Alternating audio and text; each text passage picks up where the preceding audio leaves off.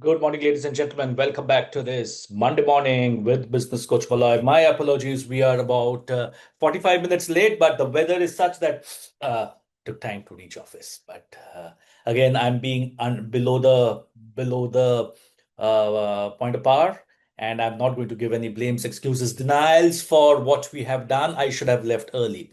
Okay, Entrepreneur Essentials. Continuing with the series, we are on episode 40 and week two of the series.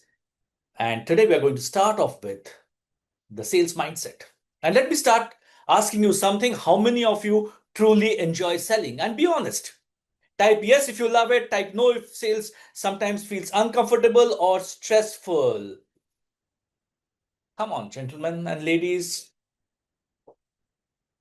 Go into your chat box on the Facebook page and type yes or a no. So the most entrepreneurs who I work with tell me this, Moloy, I started my business because I had a great product, a great service, but selling, that's not really me. And I get it. Sales has a reputation of being pushy, manipulative, and even desperate. And here's the truth. Without sales, there is no business. Sales is the oxygen of your business. And we have all made this mistake at multiple times in our journeys of entrepreneurship, where we kept on focusing on the product, kept on focusing on the service, kept on focusing on the customer satisfaction, but forgot that selling is oxygen. So, if some of you haven't met me before, my name is Moloy Chakravarti. I'm a business coach. I'm the founder of Beyond Red Ocean Consulting.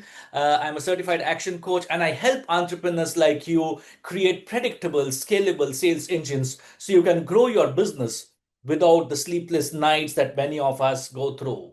And today we are starting a 20-week journey where I will break down the sales process step by step. And the very first step, without any strategy, without any script, without any tools, is your sales mindset. So why does this matter? Think about it. Two entrepreneurs, same product, same service, same pricing, same market. One thrives, the other struggles. What's the difference? It's not the skill or the strategy. Excuse me. Often it's the mindset. The winning mindset in sales, belief in value. You're not selling a product, you're solving a problem. And if you don't believe in your own value, why should anybody else do? Resilience, you will have to hear no much more than a yes, and a strong mindset helps you bounce back and not break down. And the third is curiosity over fear. Instead of fearing rejection, we get curious about what the customer actually wants. Most entrepreneurs don't fail because of lack of knowledge or opportunity. They fail because they let fear of rejection, fear of looking pushy, fear of hearing a no, fearing of hearing a no, uh, stop them from having those conversations.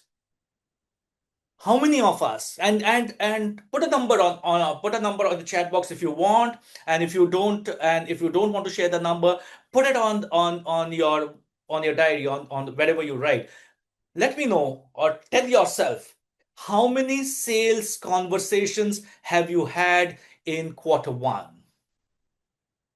Conversations are the currency of sales.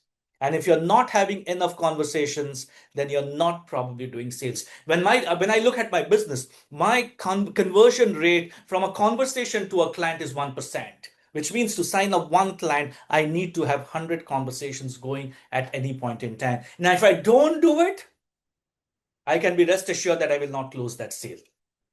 So now let's talk about the elephant in the room, rejection. Nobody likes it.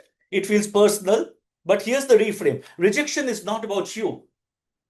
Rejection is about the fit, timing, and the relevance.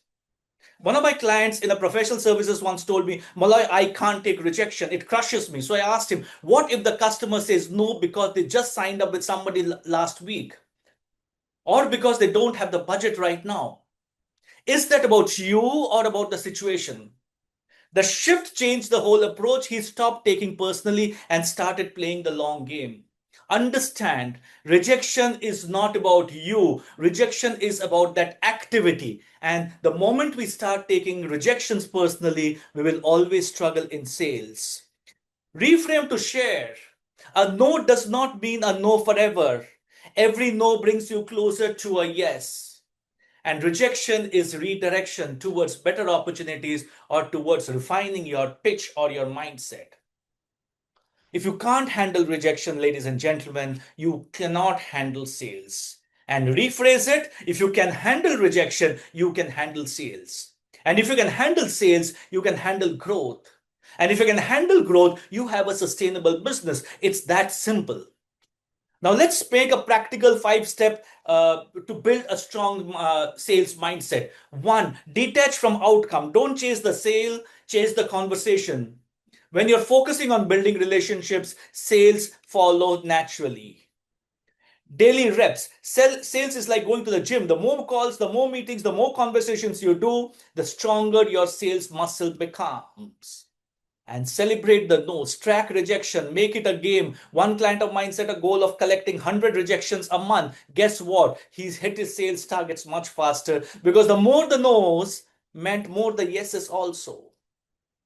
Replace fear with service. Shift from I am bothering people to I'm here to help. People sense authenticity. It shows that you're genuinely solving problems, and sales does not feel like selling.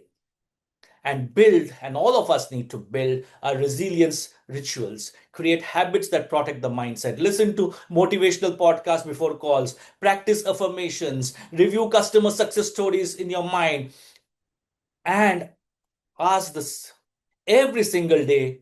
And this is something that I have started doing, and I've been propagating it through my podcast, etc., that I'm doing every single day. Before, just that moment before your head touches the pillow at night, ask yourself, what did I achieve today? The moment we change that mindset from that activity to achievement, your entire sales journey, entire business journey will change. Sales is not easy. I was once told by a sales team that, sir, we are out there in the rain, in the sun, going from place to place. Commute becomes a challenge. In the hot summers, we have to even spend money buying multiple bottles of water. And then when I reach my client side, the client says, sorry, today I can't give you time. Sales is a difficult journey. It's not easy. But like I said at the beginning, without sales, there's no oxygen in the business. So there are some mental traps entrepreneurs fall into. So today, before I wrap up, I want to quickly warn you about 3 mindset traps that I see most entrepreneurs falling into. And the first of them is perfection paralysis, waiting to make the perfect pitch before starting conversations. And I say this to a lot of my other coaches who have done seminars in the past, that the audience does not know right or wrong. Make that first presentation, pitch, seminar. You may miss out on a few things, and that's perfectly fine. But don't get into the perfection paralysis mode. Start. You will evolve. We will all evolve.